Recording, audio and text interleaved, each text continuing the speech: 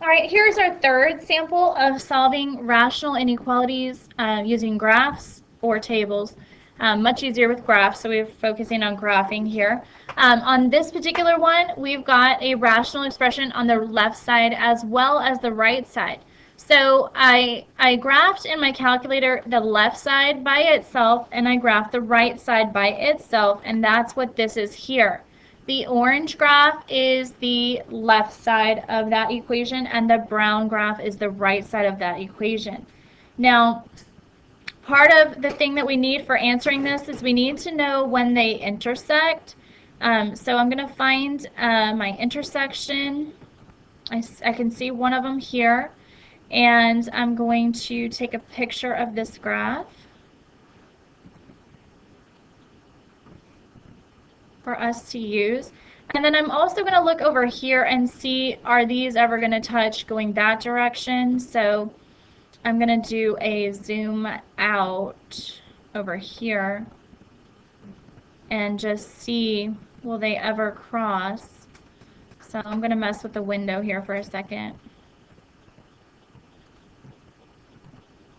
I'm going to focus on the right side. So I'm going to make that go to like 50. And then I'm going to make this be like -5 to 5. Okay. Still not looking like they're going to cross.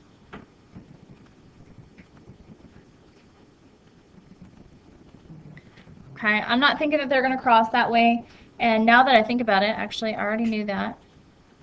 When you look at the equation, let me show you how I knew that. If I look at this equation, if I think about cross multiplying it, if I cross multiply it, which is how we would figure out when they are equal to each other, you're not going to get any x squareds in the equation. And what that means is that you're only going to have one answer to the equation, which means they're only going to intersect one time. So this is the only time that they're going to intersect. So what I need to do is I need to figure out my asymptotes of each graph and put them in this grid so I can tell, you know, how to look at for my answers, you know, what it's approaching and what it's never going to touch. On the left side, the vertical asymptote is at x equals -6, setting the denominator equal to 0.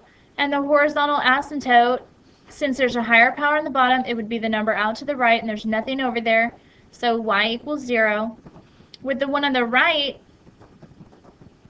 its vertical asymptote is at x equals 3, setting that denominator equal to 0, and its horizontal asymptote is also 0. And that's why they were never touching over here on the right side. They're getting super close, but it never touches 0. So y equals 0 again there. And I'm going to graph these on the grid. So y equals 0 is right here. So they're never going to reach that point. I also, for the one on the left, its vertical asymptote is at -6, which is here. So it's never going to touch -6.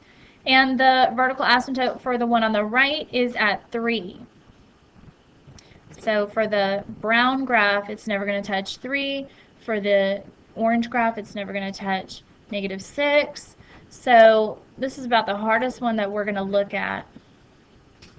So the question is asking, when is the orange higher than the brown? When is the orange one greater than the brown one in our grid?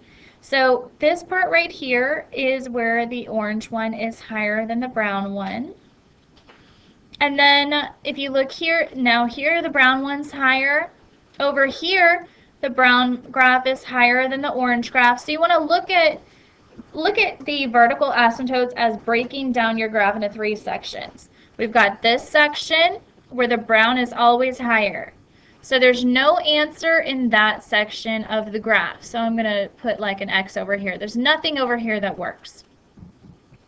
In this portion between our asymptotes, the orange graph is higher over here.